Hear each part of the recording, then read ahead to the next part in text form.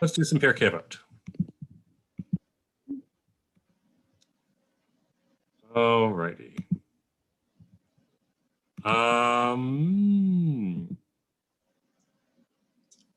Herb, would you do us the honors of reading what Rabbi Shimon had to say, please? Shimon said, "Be careful with the reading of Shema and the Amida. And when you pray, do not make your prayer something automatic, but a plea for compassion before God. For it is said, for God is gracious and compassionate, slow to anger, abounding in kindness, and renouncing punishment. And be not wicked in your own esteem." Sit here. Biography. Rabbi Shimon ben Netanyahu lived around the year 100 CE and was married to Rabban Gamliel, the first's daughter. This makes him about the same age as his teacher, Rabbi Yochanan ben Zakkai, and older than some of his fellow students. Not much of what he taught is preserved.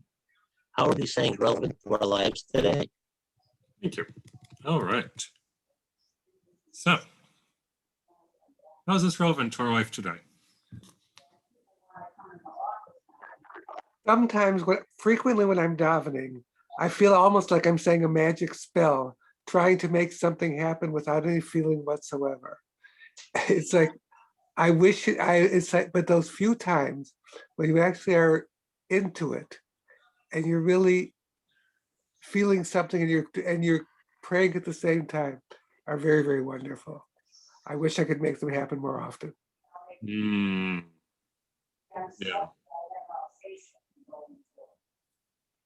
I don't know how the rabbis were in their time, but here we seem to be, especially during the week, we seem to be rushed to get it all done in a very short period of time. And it's very hard to get that intention much of the time. Yeah. That would be nice. Thanks. All right. So looking for me, Otto, kind of looking at or just remembering some of the different denominations that we kind of went over, different sects of Judaism over the last few, really months. It seems like some of the more radical or ones that are getting away from some of the, I guess, the more monotony or some of the traditions. I think that's their aim, is to keep it from being something being automatic and to keep it, keep compassion. It might not be for God if it's, if that's the sect, but it might be for them to like keep it fresh. And sometimes it feels like some of the ones that, it's more content over the meat of the issue. So I think that, it just kind of brought back what some of the rabbis or some of the speakers kind of were talking about over the last few weeks or months. Yeah. Kind of wondering, the last statement is not to be hard on yourself if you're not able to reach that kavanah, or am I misreading that? Or it's to try your best, but and if you can't feel that compassion, to not to be hard on yourself about it. I think, Carol, that you're right. One of the nice things about Pirkei Avot is that there tends to be 3 sayings within each Mishnah, and each one can be read on its own and in juxtaposition with the others. And so I think you have a reasonable interpretation of what is "be not wicked in your own esteem" means in juxtaposition to the others. And that stands alongside reading it on its own. Both coexist together. Just struck me when we read that last line that it kind of was, don't admonish yourself. God is slow to anger, compassionate, giving. So do your best. But anyway, that's what struck me. Well, Nice. Carol, that also reminds me of like, if anybody's ever tried to meditate or anything, whenever what they say is if you have like a thought, accept it, acknowledge it, and then let it go type thing. So Exactly what I was thinking.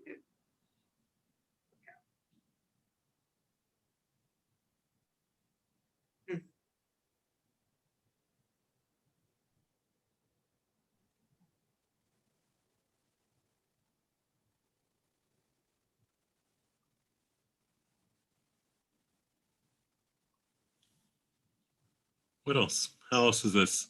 Are any or all of these sayings relevant to our lives today? When I was reading it, and that you shouldn't do the Shema or the Amidah and take it automatic, I sort of focused on the word automatic in terms of our life today, that so much before COVID we took for granted and we automatically did and we didn't appreciate, and that maybe today we should be appreciating, if not, just approach life in a different way. Nice.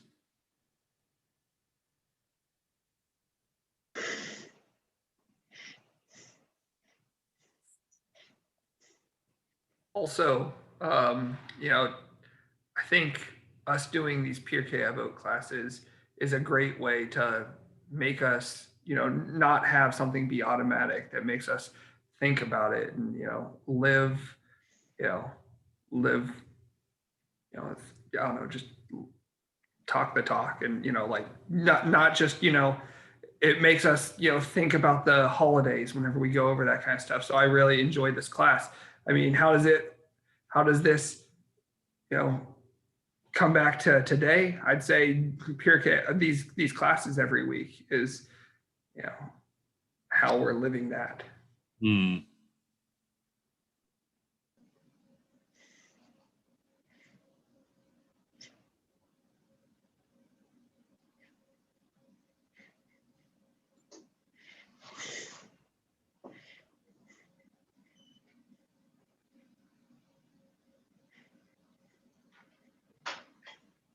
So when I look at this,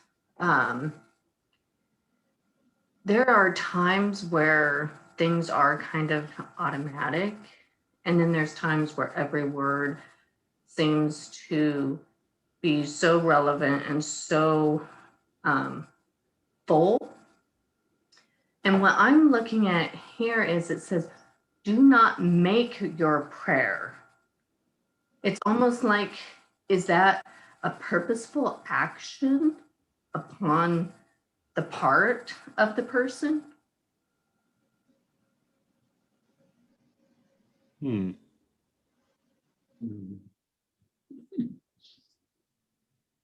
this have anything to do with saying the prayer, if that's the proper word, saying the prayer by rote because you've memorized it, as opposed to actually paying attention to what's on the page in the prayer book?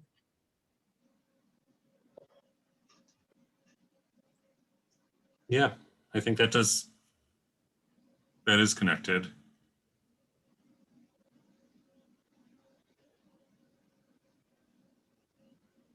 And they're the only ones we need to be concerned about is the Shema and the Amidah. Everything else is okay. It's interesting why for the rabbis of the Mishnah, like those were the most important prayers. And granted, there may not have been that many others by this point. Oh, the Amidah is one that each of us says individually. All the other prayers, basically, you say together. Even though we're all 10 or more there, the Amidah is still an individual prayer. And it's also a prayer that's intended to, shall we say, cover a lot of ground. Yeah.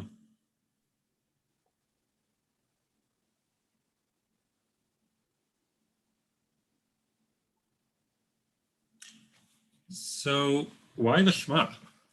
Shema Because the Yisrael, Adonai Eloheinu, Adonai Echad. Hear, O Israel, the Lord is our God, the Lord is one. I Why always would you? learned with the pledges of allegiance. Ah, That's funny. That's good, Paul. Well, Maybe you're- all the more reason, David, not to make it something automatic, that it's a foundational prayer, should be said with kavanah, with spirit, with passion, not mechanically. And morning and night, so we get used to just saying it automatically. And I like what Brenda said, that it's really incumbent upon us to make it more personal. It's one of those prayers where you can put the emphasis on several different words in the prayer Right. so that you hear it and experience it very differently. hmm. Also, along the lines of what Brenda said, for many people in shul, and I know this because many people are kind of proud when they do this, there's like a race to be done the Amida first. Yeah, right. Who can sit down? Instead of pondering and absorbing Right. the words of the prayer, they're just in a hurry to get it over with. Which pretty much defeats the purpose of the prayer. Exactly. So I gave up winning the race years ago so I could reflect upon different things. And certain days I feel differently than other days. And then certain things have meaning to me that may not have had meaning on other occasions. Sometimes it has to do with the circumstances in which I find myself. So there's those grains of wisdom or the experience of men. So the men, people hundreds of years ago, thousands of years ago, and there was for me some seeds of wisdom there that are very helpful in guiding my my direction today. Hmm.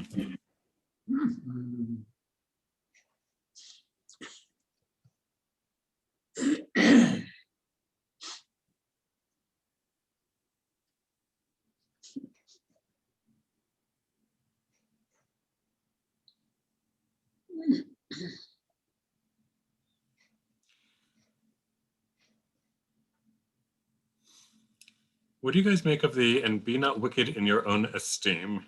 Like, how is that relevant today? Like, just on its own, not necessarily in the context of the other two sayings. Yeah, well, like what Carol said about not being so hard on yourself. And this last year, I think a lot of people have been hard on themselves. Well, also that you're worthy maybe of forgiveness and compassion, whether it's from the universal powers of God or if it's just from other people, or it's and you could also be compassionate to others. Hmm. Or also mean, don't think too much of yourself. Yeah, could go that way too, right? Could be. Or ultimately, you're the one that judges yourself. So you'll hold yourself accountable.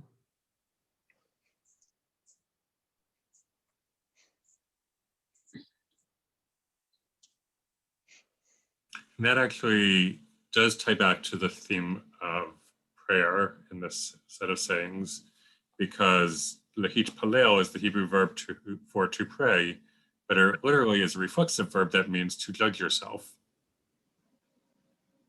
So when you are praying, you are thinking about how you hold up against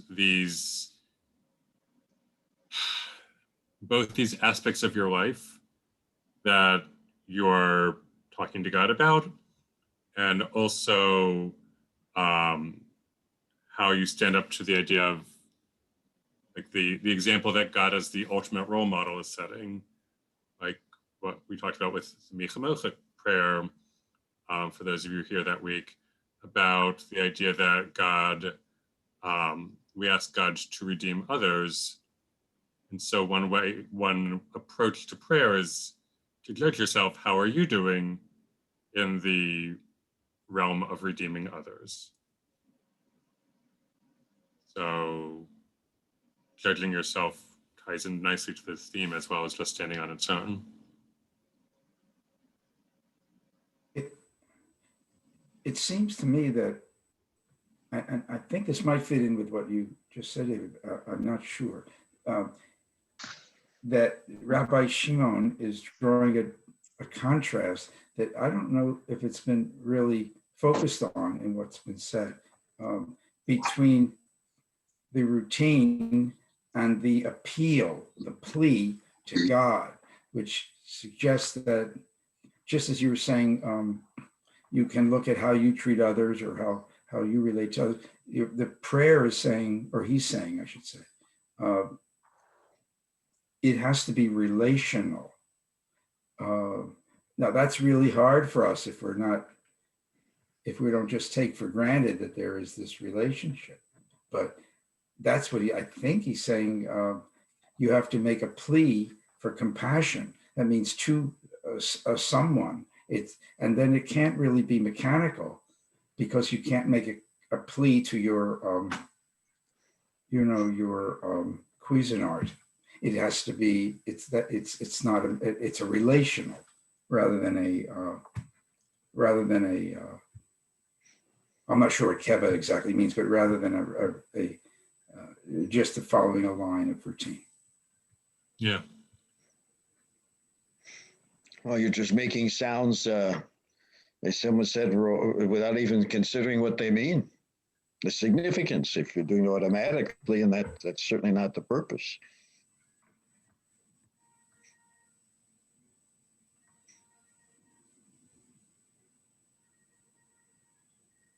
But I think wasn't it, Charles, did you say that each time you say something, if you're alive to it anyhow, you can focus on something different depending on how your day is going, or how you're thinking. It becomes a kind of a meditative thing where you focus on different aspects. Yeah, and then some days certain things stand out more than others. Certain instances. So yes, that's.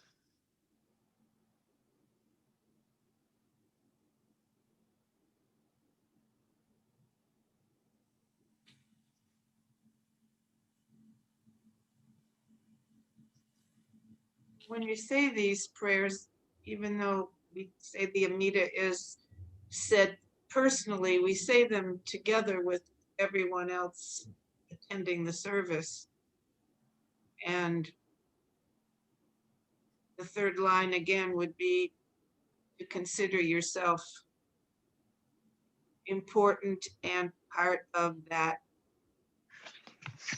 collective appeal. You can make it personal, but you also need to be part of the group. I think Herb said something about being 10 people there, but you have to consider yourself to be important, to be in part of the collective group of people creating the appeal or pleading for compassion. Yeah.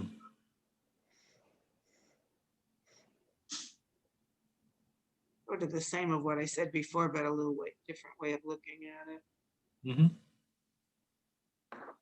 Yourself as part of the whole and not just alone.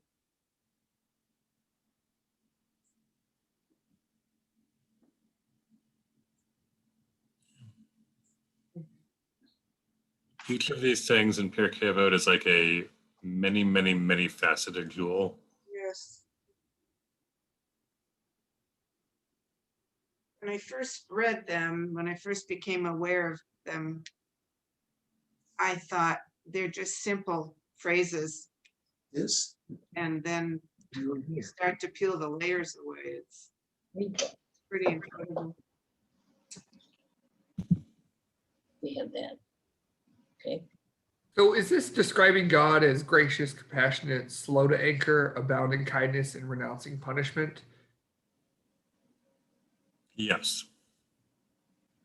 And I mean, there are definitely examples of him not renouncing punishment or quick to anger, and or you know, God. Well, so curious on That's true. the choice to omit the other characteristics of God described in different parts of the Torah.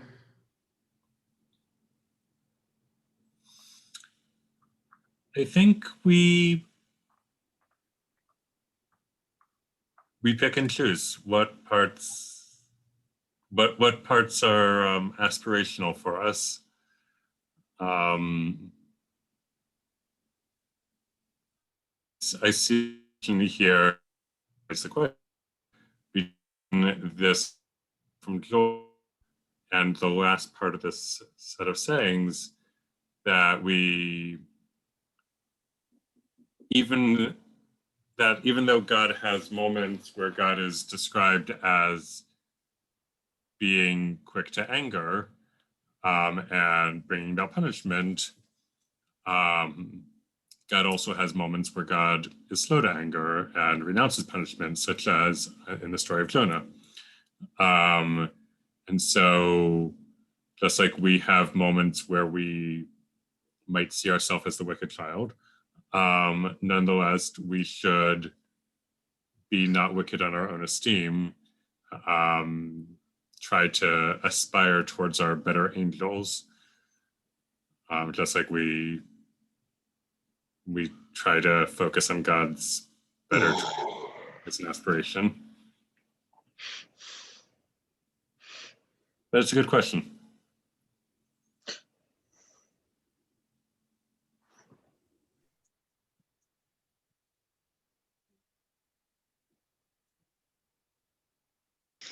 Well, if you consider what happens in the natural world as manifestations of God, you can see in some parts of the world everything is calm and you have fertile fields and people having a good harvest, and someplace else you have floods and storms. So if that's a manifestation, if you look at it that way, then you know, one is not mutually exclusive of the other. You could have something simultaneous at the same time. Different parts of the world, different people, different for whatever reason. So, is that part of the mystery? We're trying to grow closer to and understanding.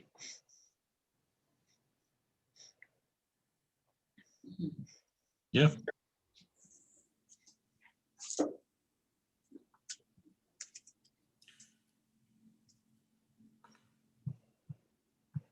God is a complicated subject.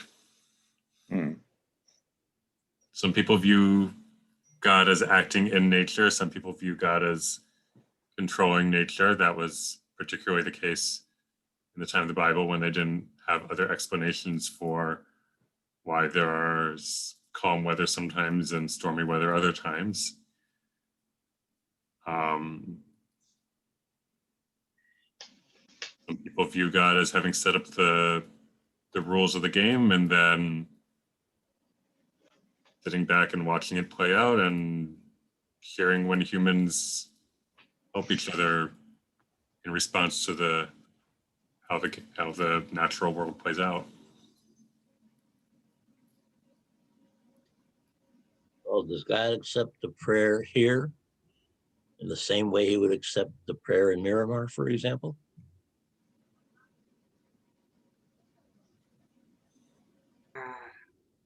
Say more? Well, our circumstances here are fairly nice, quote unquote. Circumstances over there are very much different. Their prayer might be given much different emotional state, much different meaning. If it weren't, if it was the same prayer, how would God look at the two? And we can't judge. No.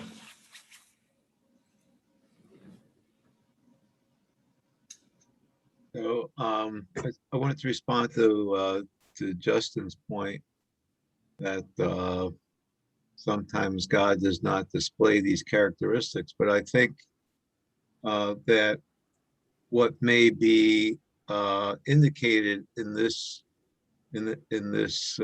saying in this particular part of Pirkei Avot is that by praying to God, you can evoke these aspects of God.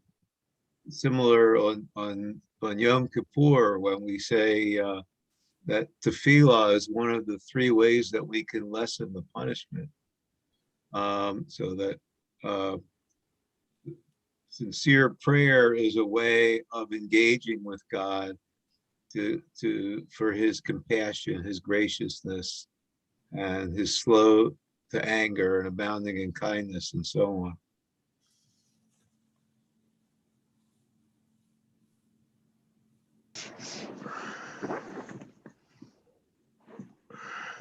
I don't know if that helps you any, Justin.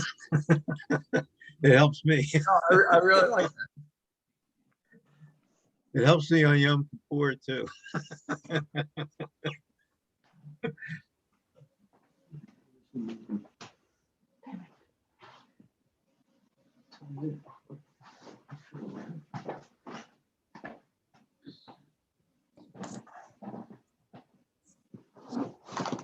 With the saying, be careful with the reading of the Shema and Amidah, how would that be relevant today? What are there other non-prayer texts where it might be used? Are there other things besides these two prayers in our lives today where a reminder to, quote, be careful with the reading of, so to speak, would be helpful? Terms and conditions. Mm-hmm.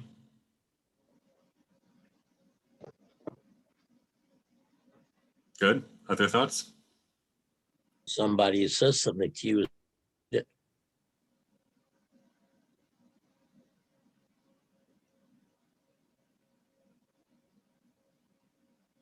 Could it apply to how you listen also? That's true. Like listening to the news? Yeah. Particularly sound bites, which are frequently taken out of context. Hmm. Social media, really encourages us to look for, the most minimal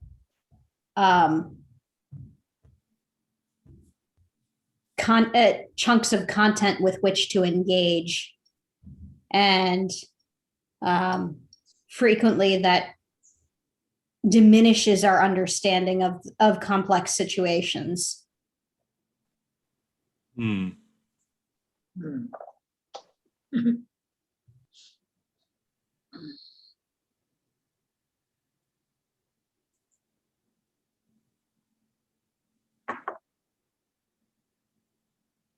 I was looking at the Shema again. It really looks like an instruction manual. Go on. If you actually read the words, it just goes out, do this, do this, do this, do this, follow through, and then this happens.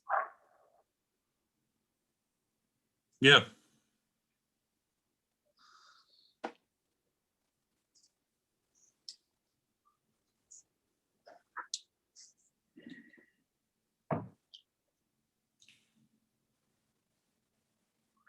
And as my mother used to say, when all else fails, follow instructions.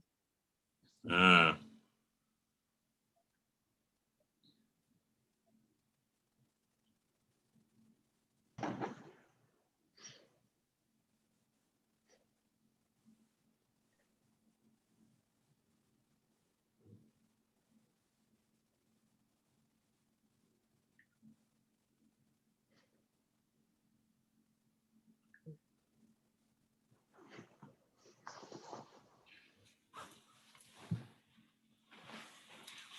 what would it be like to make your prayer a plea for compassion before God?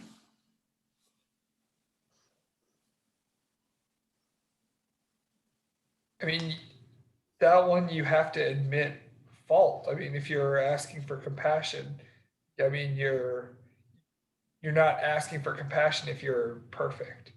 So you're admitting fault. But then, like we discussed at the end, it's don't be wicked in your own esteem as well. I don't necessarily agree with that, Justin. Okay. Because I think that it's entirely possible to, like, for example, the prayer for the sick in the prayer for healing in the Amidah. We're not saying that anybody deserves to be ill, but we're asking God to intercede on behalf of the ill, by appealing to God's compassion. We're not saying that, yes, they're not perfect, but, they still don't deserve to be ill. We're just saying, God, you are a compassionate being. Look at the suffering of these people and, please be moved to heal them. I don't think that necessarily admits any sort of fault on the part of those who are ill. Perfect. I love that. Thank you. I think of a story in the Bible, and I believe it's the mother of Solomon, who is praying at, I believe it's at the temple at the time, and a priest comes up to her, and he thinks that she's a drunk woman. Oh. But in fact, she was kind of crying her heart out because she'd been barren. And so the priest said that, he believed her and said, okay, this time next year, you'll be the mother of a child. So, I think, what your feelings are, your deep feelings really make a difference to your ask, I guess. Mm-hmm.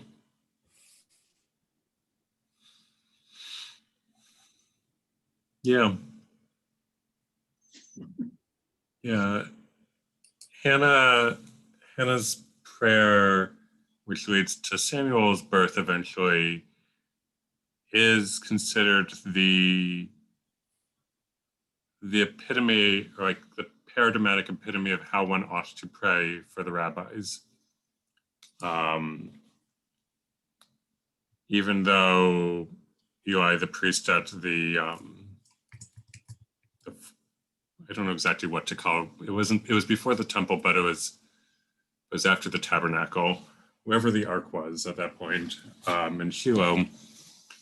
Even though he thought she was drunk, like the fact that she was speaking, she seemed to be speaking, but no words were coming out. She was clearly very passionate about what she was saying.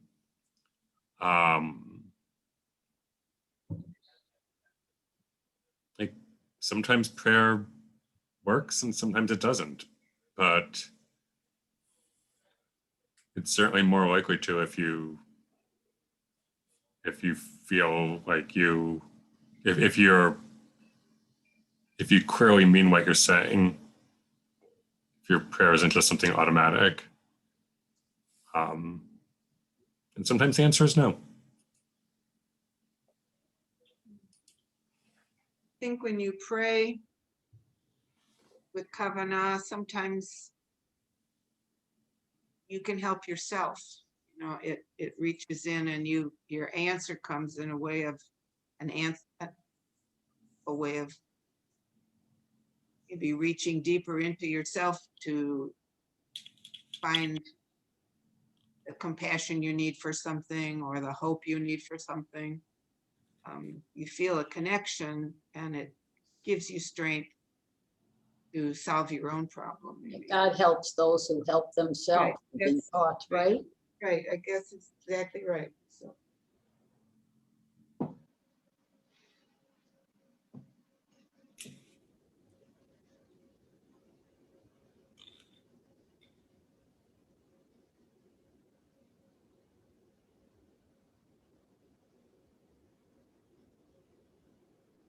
Well, there's a funny story about a guy who's in a whose house has been flooded, and he's up on the roof, and he's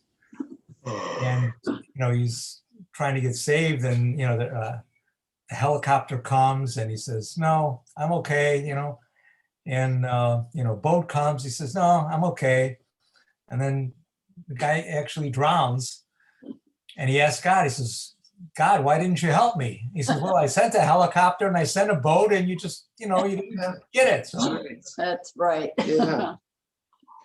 That's a good one. That's an old story. Yeah. Yeah, That's a that, good one. That's a good that one. sums it up.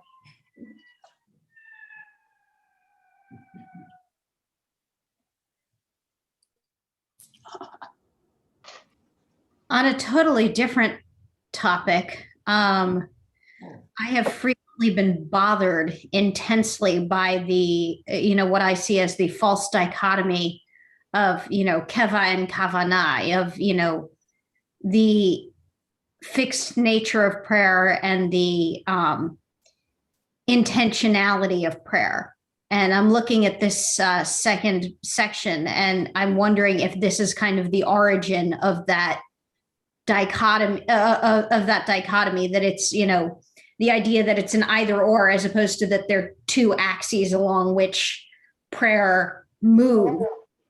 And that, one is not to the exclusion of the other, but rather that they're two dimensions that work in concert together. So I kind of take issue with this second paragraph, but that it's, do not make your prayer something automatic, but a plea for compassion before God. And I'm tempted to look up the Hebrew to see if there's anything there to to my wondering whether this is the the start of that that paradigm of them as of keva and kavanah as being in opposition to one another. Many years ago, I was told, and I can't remember who told me, that the Amida was written for people who did not know how to pray. They know something about prayer, but that most people who know how to pray don't need it.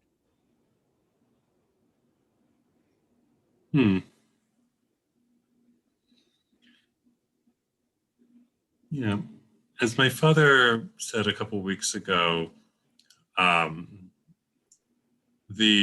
originally only the chatimot, the signatures at the very end of each paragraph in the Amidah was set, and then everybody just like made up their own paragraphs about that topic sentence, so to speak. And then somebody around 800-ish or so, 900-ish, asked for like the official answer as to what they were supposed to be saying, and Amram Gaon sent the first prayer book as in response, and then everything got set. But for the first 600 years or so, after Rabban Gamliel set the topics of the Amidah, you could say what you wanted.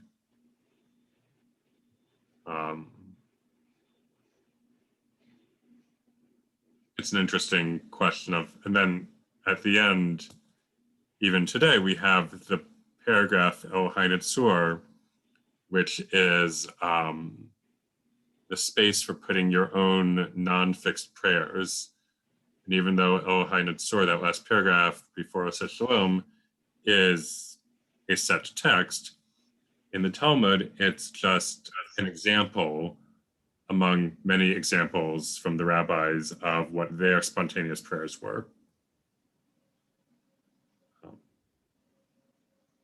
So circling back to where we began with what people were noticing about some of the different branches of Judaism, like how do you bring the spontaneity back into prayer, or the feel of spontaneity and of personalized saying of your own words and meaning of your own words into a relationship with God and into a time when so many of the time in the day when so many of the words are already set for you.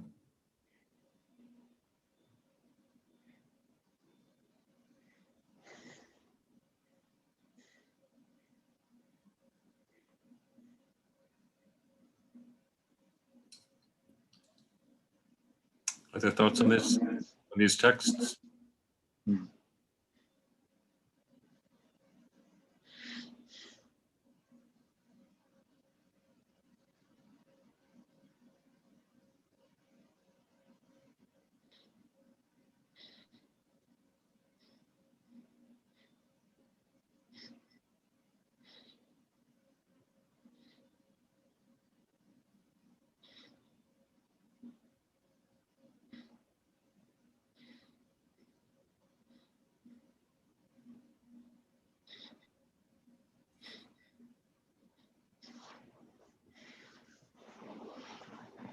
All right, seeing none, I'm going to stop the share.